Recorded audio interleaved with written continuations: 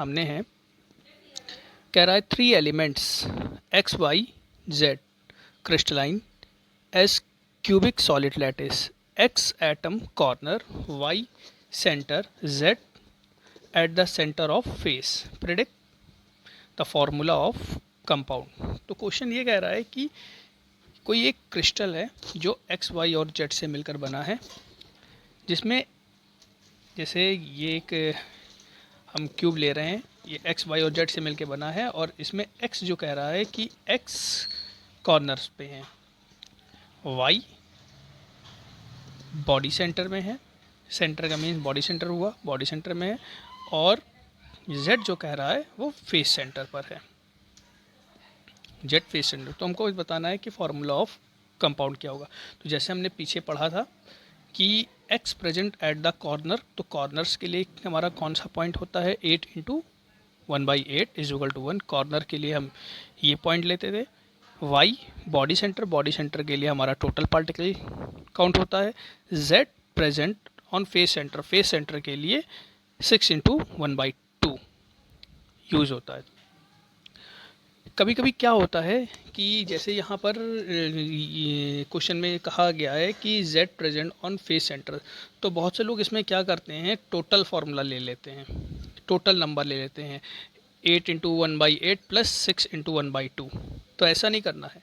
अगर क्वेश्चन ये कहता कि z present corner as well as face centre, z present corner as well as face centre, तो हम क्या करते, इसमें ये फॉर्मूला यूज़ करते। ठीक है, तो यहाँ पर हमारा इसका फॉर्मूला क्या निकल करके आया है, x के एक पार्टिकल, y का एक पार्टिकल, z के 3 पार्टिकल। तो इसका फॉर्मूला क्या हो गया, x y z 3, ये इसका फॉर्मूला होगा। नेक्स्ट क्वेश्चन देखते हैं। A compound made up of element A and B which crystallize in a cube structure, A present at the corner of the cube while B present is one alternate phase. What is the formula of compound? तो question ये कह रहा है कि कोई एक compound है जिसमें एलिमेंट ए और बी हैं, ठीक है, और इसमें ए जो है वो कहाँ पर है, ए कॉर्नर पर है, ए कॉर्नर पर है और बी अल्टरनेट फेस पर है। तो यहाँ पर हम देखते हैं, जैसे ये एक ए एटम है, ये एक बी एटम है। ए कहाँ पर है, क्यूब में कॉर्नर्स पे है, और बी कह रहा है कि अल्टरनेट फेस सेंटर पर है। तो अल्टरनेट फेस सेंटर कौन से हो जाएंगे, ये जो हमारे सामने जो दिख रहे हैं, यही जहाँ पे ये बी पॉइंट, बी एटम आया, यही हमारे अल्टरनेट फेस सेंटर होंगे। तो देखा जाए तो कॉर्नर्स कितने कवर कर रहा है, ए कॉर्नर्स तो ये सारे कवर कर रहा है, ठीक है। जो बी है वो केवल 2 फेस सेंटर कवर कर रहा है। तो कॉर्नर्स के लिए तो हमारा टोटल पॉइंट हो जाएगा 8 इंटू 1/8, और बी हमारा केवल 2 अल्टरनेट फेस सेंटर का मीन्स ये हुआ कि बी केवल और केवल हमारे 2 फेस पर होगा। तो 2 फेस के लिए हम पॉइंट क्या लेंगे, 2 इंटू 1/2 इज इक्वल टू 1। तो फॉर्मूला क्या हो जाएगा, ए बी। ए कॉर्नर्स पे था, ए ये कह रहा था कि कॉर्नर्स पे, कॉर्नर मतलब सारे कॉर्नर्स पे वो है, यहाँ पे एक कॉर्नर मिस हो गया है, जबकि ऐसा नहीं होगा, सारे कॉर्नर्स रहेंगे, ठीक है। बी यहाँ पर केवल कह रहा था, बी कहाँ पर है, बी आपका जो है वो अल्टरनेट फेस पर है। तो अल्टरनेट फेस पर मैंने लगा दिया है, ठीक। तो अल्टरनेट फेस हमारे 2 ही कवर हो रहे हैं। तो 1 फेस पे कितना पार्टिकल पार्टिसिपेट करता था, 1 फेस पे पार्टिकल पार्टिसिपेट करता था 1/2, हाफ। तो हमारा फॉर्मूला क्या निकल के आ जाएगा, ए एंड ए बी, ठीक है। नेक्स्ट क्वेश्चन देखते हैं। A face centre cubic lattice A occupy the corner position and atom B occupy the face centre position. If one atom P is missing from one of the face center point, the formula of compound is। ये 4 option है। इसमें question क्या कह रहा है कि एक face cubic lattice है जिसमें A कॉर्नर्स पर है और B जो है वो फेस सेंटर पे है। तो देखते हैं, ये एक क्यूब है, जिसमें ए कहाँ पर है, कॉर्नर पर है, और बी कहाँ है, फेस सेंटर पे है।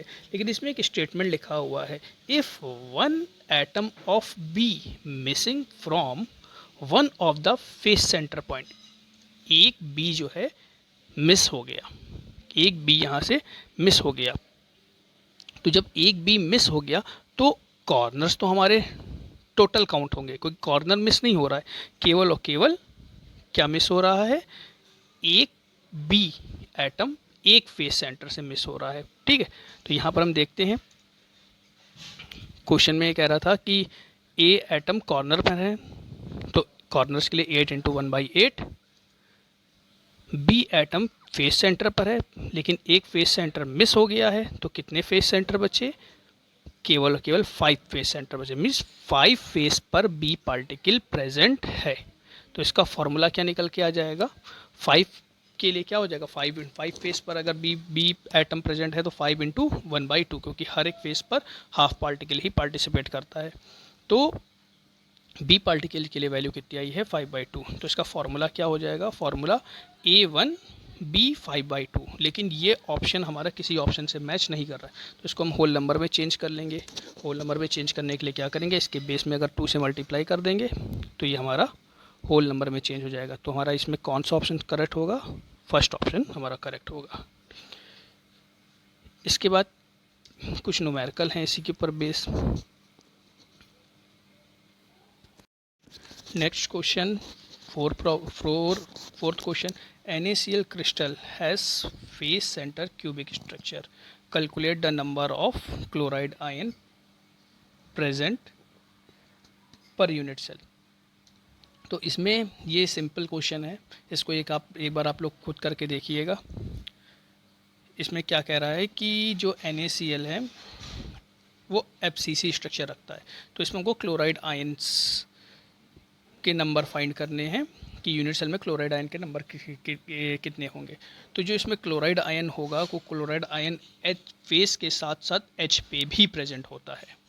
तो इसके लिए हमारे जो टोटल वैल्यू जो निकल के आएगी, पार्टिकल कितने पार्टिसिपेट करेंगे, 8 into 1/8 plus 6 into 1/2 is equal to 4।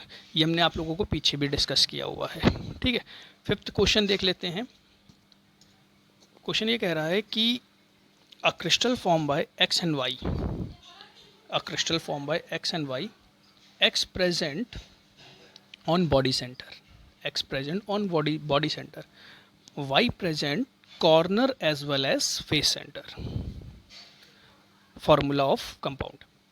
अब देखिए इसमें क्वेश्चन में क्या कह रहा है, इसमें कह रहा है कि जो X है वो बॉडी सेंटर में है और Y जो है वो कॉर्नर के साथ साथ फेस सेंटर में है। तो इसमें क्या होगा, तो X प्रेजेंट बॉडी सेंटर, तो बॉडी सेंटर में क्या होता था, बॉडी सेंटर के लिए जो पार्टिकल पार्टिसिपेट करता था 1, तो यहाँ पे X इज इक्वल टू कितना हो जाएगा, 1 हो जाएगा। X के पार्टिकल कितने हो जाएंगे, 1, क्योंकि ये केवल बॉडी सेंटर में है। Y present corner as well as face centre. अब देखिए यहाँ पे ये कह रहा है Y जो प्रेजेंट है वो कॉर्नर के साथ फेस सेंटर में, तो यहाँ पे हमको ये पूरा पॉइंट लेना पड़ेगा। कौन सा पूरा पॉइंट, कॉर्नर के लिए भी और फेस सेंटर के लिए भी। तो यहाँ पे हमारा पॉइंट क्या निकल के आएगा, 8 into 1/8 for corners plus 6 into 1/2 for face centre. तो पार्टिकल इसमें कितने, तो इसमें जो पार्टिकल्स हो जाएंगे 4 पार्टिकल्स। तो इसका फॉर्मूला क्या निकल के आ जाएगा, फॉर्मूला इसमें जो निकल के आ जाएगा इसका XY4, ये इसका फॉर्मूला हो जाएगा। नेक्स्ट आगे कुछ न्यूमेरिकल्स दिए गए हैं जो इजी न्यूमेरिकल्स हैं, वो आप लोग खुद करके देखिएगा। अगर इसमें कोई आपको दिक्कत होती है, कोई न्यूमेरिकल नहीं आता है, तो आप इसको हमसे कमेंट करके पूछ सकते हैं। इजी न्यूमेरिकल हैं, बुक के न्यूमेरिकल हैं, हो जाएंगे। ठीक, नेक्स्ट क्लास में आप लोगों को डेंसिटी और एच के बीच रिलेशन और एज एंड रेडियस के बीच रिलेशन के डेरिवेशन बताए जाएंगे। ठीक है, कुछ अदर फॉर्मूले डिस्कस किए जाएंगे जो यूनिट सेल आपको पढ़ाए गए थे उन्हीं के बेस। तो स्टार्ट करते हैं। Analysis of cube in unit cell. तो यहाँ पर हमको कुछ पॉइंट हैं वो पढ़ने हैं। Number of atom per unit cell, second point density of lattice matter, third point atomic radius, fourth point dimensions of unit cells, fifth point coordination coordination number. तो इसमें जो हम पहली बात करते हैं, फर्स्ट पार्ट जो है हमारा number of atoms per unit cell, इसको आपको पीछे की क्लास में डिटेल में पढ़ाया गया था कि किसी यूनिट सेल में कितने पार्टिकल्स पार्टिसिपेट करते हैं। जैसे सिंपल और प्रिमिटिव यूनिट सेल में पार्टिकल्स पार्टिसिपेट करते थे या एटम पार्टिसिपेट करते थे 1, बीसीसी में पार्टिकल पार्टिसिपेट करते थे 2 और एफसीसी में पार्टिकल पार्टिसिपेट करते थे 4। ये चीज़ आप लोगों को डिटेल में पीछे बताई गई थी। इसी के बेस पर कुछ न्यूमेरिकल्स भी प्रॉब्लम्स भी सॉल्व कराई गई थी। ठीक है, नेक्स्ट आपका पॉइंट है डेंसिटी ऑफ लैटिस मैटर। इस टॉपिक में हम डेंसिटी और मास के बीच रिलेशंस देखेंगे। डेंसिटी और मास के बीच क्या रिलेशन होता है, डेंसिटी और एच के बीच क्या रिलेशन होता है, वो हम इसमें डिस्कस करेंगे। तो जैसे पहला पॉइंट आपके सामने लिखा हुआ है, density of unit cell represent mass of unit volume of unit cell. जैसे हम लोग एक डेंसिटी का कॉमन फार्मूला जानते हैं, मास अपॉन वॉल्यूम, ये डेंसिटी का कॉमन फार्मूला होता है। डेंसिटी को हम इसमें रिप्रेजेंट कर रहे हैं रो से, रो सिंबल से रिप्रेजेंट कर रहे हैं। मास अपॉन वॉल्यूम हम जानते हैं कि जैसे मोल के कुछ फार्मूले होते थे, जो फर्स्ट ईयर का चैप्टर है मोल कॉन्सेप्ट, उसमें कुछ फार्मूले पढ़ते हैं। मोल को हम स्मॉल n से रिप्रेजेंट करते हैं। Mole is equal to weight upon atomic mass is equal to number of atoms और पार्टिकल्स अपॉन एवोगाड्रो नंबर। इन्हीं फार्मूलों से हम डेंसिटी और नंबर ऑफ एटम्स के बीच रिलेशन शो करते हैं। तो जैसे हम जानते हैं कि जो फार्मूला हो, मोल का जो फार्मूला है, weight upon atomic mass is equal to number of atom upon Avogadro number. तो यहाँ से अगर हम इसका वेट फाइंड करें तो वेट या वेट को ही मास कहेंगे। वेट इज इक्वल टू क्या हो जाएगा, number of atom into atomic mass upon Avogadro number. Next line में हम रो इज इक्वल टू जानते हैं, density is equal to mass upon volume होता है। तो हम क्या करते हैं, जो मास का जो फार्मूला निकल के आया है, weight number of atoms into atomic mass upon Avogadro number, इसको हम डेंसिटी में मास की जगह पुट करते हैं। तो पुट करने पर हमको क्या फार्मूला मिलता है, पुट करने पर हमको इस टाइप का फार्मूला मिलता है। यही हमारा मेन फार्मूला है, जिससे कभी कभी क्वेश्चन में एटॉमिक मास दे देगा, एवोगाड्रो नंबर दे देगा, वॉल्यूम गिवन होगा, डेंसिटी फाइंड करनी रहेगी। हम जानते हैं कि जो क्यूब होता है, क्यूब के वॉल्यूम का फार्मूला क्या होता है, length into width into height. क्योंकि एक क्यूब में ये तीनों चीज़ें सेम रहती हैं, तो यहाँ पर इसका क्यूब का वॉल्यूम हमारा क्या निकल के आया है, A into A is equal to A cube. अगर हम इसको वॉल्यूम की जगह रिप्लेस करते हैं तो हमारा डेंसिटी और एच के बीच रिलेशन आ जाएगा। यहाँ पे जो ये ए है, ए ही हमारा एच शो कर रहा है। तो इन फॉर्मूलों के बेस पे ही कुछ छोटे छोटे न्यूमेरिकल्स होंगे जो हम लोग आगे करेंगे। इसके बेस पर न्यूमेरिकल पूछे जाते हैं और न्यूमेरिकल मिनिमम 2 मार्क्स के होते हैं। बस इस न्यूमेरिकल में हमको कैलकुलेशन का ध्यान रखना पड़ता है। आगे देखते हैं। नेक्स्ट जो हमारा टॉपिक है, थर्ड टॉपिक है एटॉमिक रेडियस। एटॉमिक रेडियस में जो हमने यूनिट सेल्स पढ़े हैं, जैसे एससीसी, बीसीसी और एफसीसी, इसमें हम इनकी रेडियस और एच के बीच रिलेशन देखेंगे। एच और रेडियस के बीच रिलेशन में हमको क्या करना है, सबसे पहले हम एक एक करके स्टार्ट करते हैं। सबसे पहला जो हम रिलेशन देखने जा रहे हैं एच और रेडियस के बीच, वो हम रिलेशन देखने जा रहे हैं एससीसी में। जैसे आपके सामने ये क्यूब है, एक सिंपल क्यूबिक यूनिट सेल है। इसके सारे कॉर्नर्स पे हमने पार्टिकल्स अरेंज किए। इसमें जो आर है, ये आर इन पार्टिकल्स की रेडियस को शो कर रही है और ए एच लेंथ को शो कर रहा है। जैसे तो यहाँ पर अगर हम देखें तो ये ए इज इक्वल टू 2r हो जाएगा, क्योंकि ये दोनों आर जब आपस में मिलेंगे तो ये किसके इक्वल हो जाएंगे, एज लेंथ के इक्वल हो जाएंगे। तो इसके लिए हमारा ए और आर के बीच क्या रिलेशन आ जाएगा, ए इज इक्वल टू 2r। इसी को हम दूसरे डायग्राम में समझते हैं। ये हमारा एक 3D स्ट्रक्चर है सिंपल क्यूबिक यूनिट सेल का। इसमें हमने क्या किया है, पार्टिकल्स, दो पार्टिकल्स की रेडियस को शो किया है यहाँ पर, ए और बी। एक हमने कॉर्नर्स ले लिए हैं ए और बी, और इनके बीच हमने इन पार्टिकल्स को एडजस्ट किया। तो हमने यहाँ पर देखा है कि ए और बी के बीच में जो पार्टिकल्स हैं, इसमें जो स्मॉल आर है ये रेडियस को शो कर रही है, और ए और बी के बीच को की दूरी को हम रिप्रेजेंट करेंगे डिस्टेंस से, और यही डिस्टेंस ही हमारा ए के इक्वल है, क्योंकि इससे पहले वाले डायग्राम में ये जो ए होता था ये भी दो कॉर्नर्स के बीच की दूरी होती थी।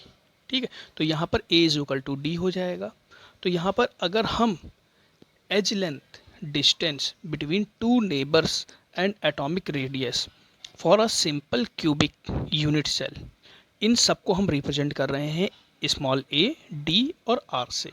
अगर हम इनके बीच रिलेशन देखेंगे तो पहले जैसे फॉर्मूले में या पहले डायग्राम में हमारा रिलेशन क्या निकल के आया था, ए इज इक्वल टू 2r। क्यों? क्योंकि दो रेडियस पूरे एक एज लेंथ को कवर कर रही थी।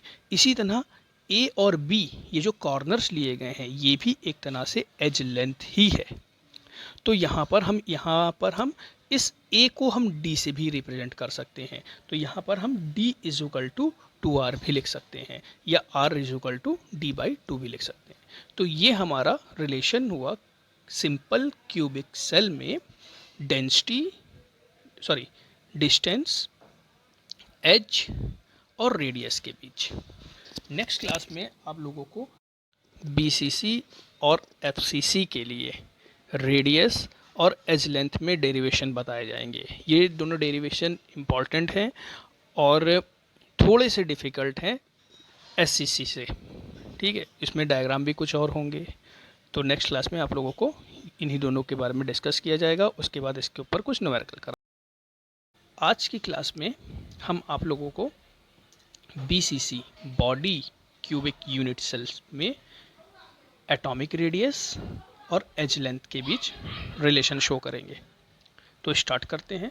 ये थोड़ा सा कॉम्प्लिकेटेड है तो इसको थोड़ा अच्छे से समझिएगा। स्टार्ट करते हैं।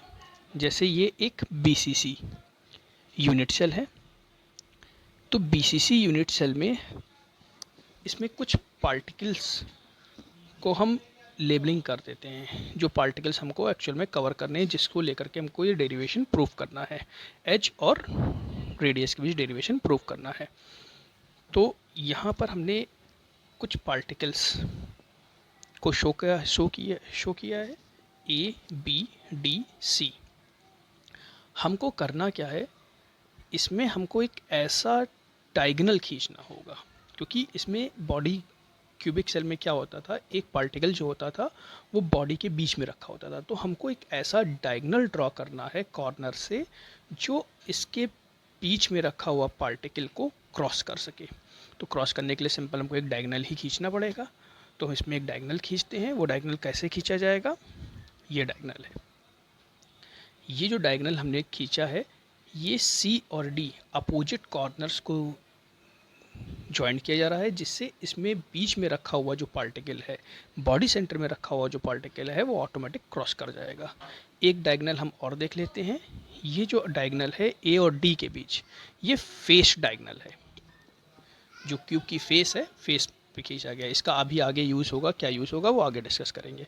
तो हम यहाँ पर देखते हैं, जो मैंने पहला डायगोनल खींचा है C और D के बीच। तो C और D के बीच जो हमने डायगोनल खींचा है, ये कितने पार्टिकल्स को ज्वाइन कर रहे हैं, ये 3 पार्टिकल्स को ज्वाइन कर रहे हैं।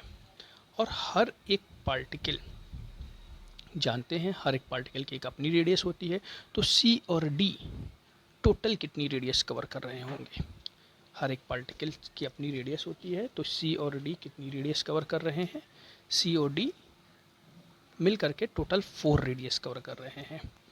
फर्स्ट रेडियस तो फर्स्ट पार्टिकल की, 2 रेडियस मिड पार्टिकल की, बॉडी सेंटर की, और लास्ट रेडियस जो है वो लास्ट कॉर्नर पार्टिकल की हो गई। तो यहाँ पर देखा जाए ये जो एज है ए और बी हमारी ये एच को शो कर रही हैं, जो साइड्स हैं। ये जो हमने डायगोनल खींचा था, जो फेस पर डायगोनल खींचेगा, उसको हम शो कर रहे हैं स्मॉल बी से, और जो हमने सी और डी के बीच जो डायगोनल खींचा है इसको हम शो कर रहे हैं स्मॉल सी से। तो यहाँ पर सी मीन सी और डी को ही स्मॉल सी से शो किया गया है। ये क्या हो जाएगा, 4R हो जाएगा, क्योंकि सी और डी टोटल कितनी रेडियस कवर कर रहा है, 4 रेडियस कवर कर रहा है। अब हम इसमें एक ट्राइंगल लेते हैं। ट्राइंगल हमने कौन सा लिया है, ज़रा ध्यान से देखिएगा इसी डायग्राम में, ए सी डी, जिसमें ए जो है वो राइट एंगल है। ये इसी ट्राइंगल को हमने बाहर निकाला है, जो यूनिट सेल हमने लिया है उसी से ये ट्राइंगल बाहर निकाला है समझाने के लिए। ये जो ट्राइंगल है इसमें ए सी डी है। ए हमारा क्या माना गया है, ए हमारा क्या है, राइट एंगल है। अब देखते हैं इसमें जो ए और डी है, जैसे मैंने ऊपर वाले डायग्राम में फेस पर जो हमने डायगोनल खींचा था वो हमने किस लिए खींचा था, क्योंकि जब हमने बीच के पार्टिकल को क्रॉस करने के लिए सी और डी के बीच डायगोनल खींचा था, तो हमको डेरिवेशन के लिए एक ट्राइंगल की ज़रूरत पड़ेगी। तो उसी ट्राइंगल को हमको बनाने के लिए हमने ए और डी के बीच एक डायगोनल मींस फेस पर हमने डायगोनल खींचा है, जिससे हमको एक ट्राइंगल मिला है ए सी डी। यहाँ पर ए और डी को बी से, स्मॉल बी से डिनोट किया गया है। ए और सी फेस है और सी और डी डायगोनल है।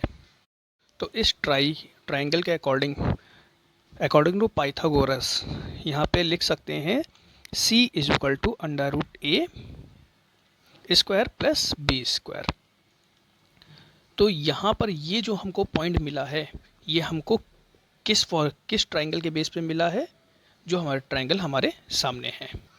क्योंकि हमको रिलेशन जो निकालना है वो हमको एच और रेडियस के बीच निकालना है, तो हमको C इज इक्वल टू, तो हमको पता है 4R है, तो C की जगह हम 4R पुट कर सकते हैं।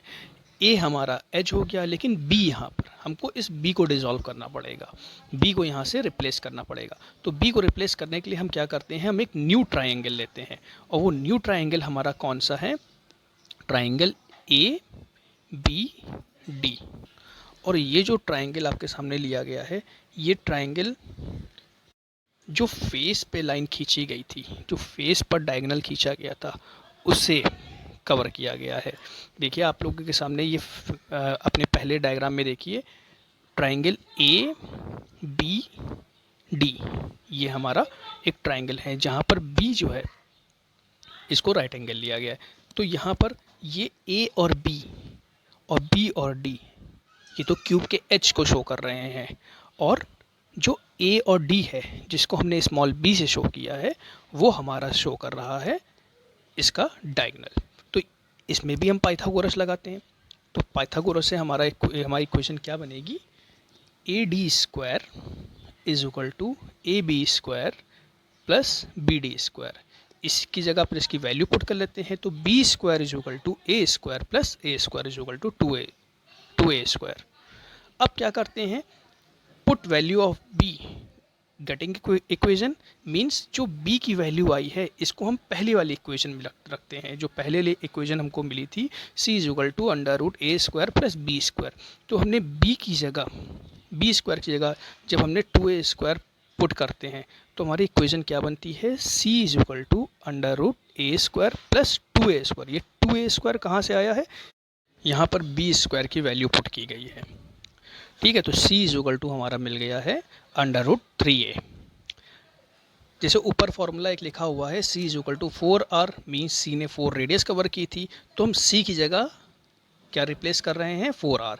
तो हमारी इक्वेशन क्या बन रही है, 4r is equal to under root 3a।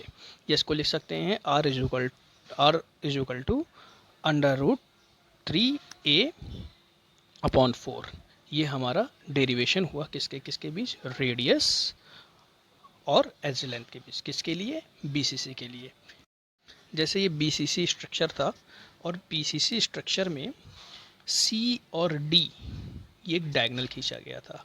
यहाँ पर अगर हम देखें ये जो C और D के बीच जो डायगोनल खींचा गया है इसको हम स्मॉल d से भी शो करते हैं। और पीछे की क्लास में को बताया गया था कि स्मॉल d क्या होता है। स्मॉल d जो होता है वो distance between to neighbouring atom, दो नेबर्स एटम्स के बीच की डिस्टेंस होती है।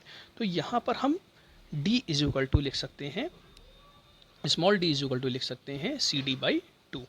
और जैसे पीछे फॉर्मूले से हमने देखा है CD is equal to √3a, तो इसी की वैल्यू उठा करके हम ऊपर फॉर्मूले में रखते हैं। R is equal to D/2 और D की भी वैल्यू अगर हम रिप्लेस कर रहे हैं तो D की वैल्यू आ रही है √3a/4। इसी फॉर्मूले को हम A के टर्म में लिख सकते हैं, A is equal to 4R/√3। जैसे एक पीछे आप लोगों को फॉर्मूला बताया गया था जिसमें डेंसिटी और एज लेंथ के बीच रिलेशन शो किया था। तो इस फॉर्मूले में जो एच की जो वैल्यू निकल के आई है, मींस एच और रेडियस के बीच जो रिलेशन आया है, अगर हम एच की वैल्यू इस फॉर्मूले में रख दें, ए की जगह रिप्लेस कर दें, तो यहाँ पर हमको एक न्यू रिलेशन मिल जाता है। वो रिलेशन किसके बीच होता है? डेंसिटी और रेडियस के बीच, BCC के लिए।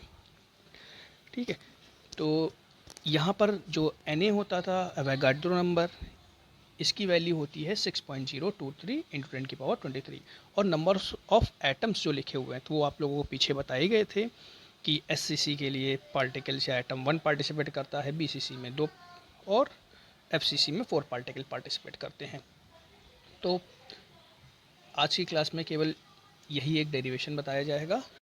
नेक्स्ट क्लास में आप लोगों को FCC के लिए एच और रेडियस और डेंसिटी के बीच रिलेशन बताया जाएगा। इसी के साथ उस पर कुछ न्यूमेरिकल्स भी कराए जाएंगे। ठीक है, अगर इस डेरिवेशन को आप बहुत अच्छे से देख लीजिएगा, अगर कोई भी इसमें आपको दिक्कत होती है तो आप मुझको कमेंट करके पूछ सकते हैं।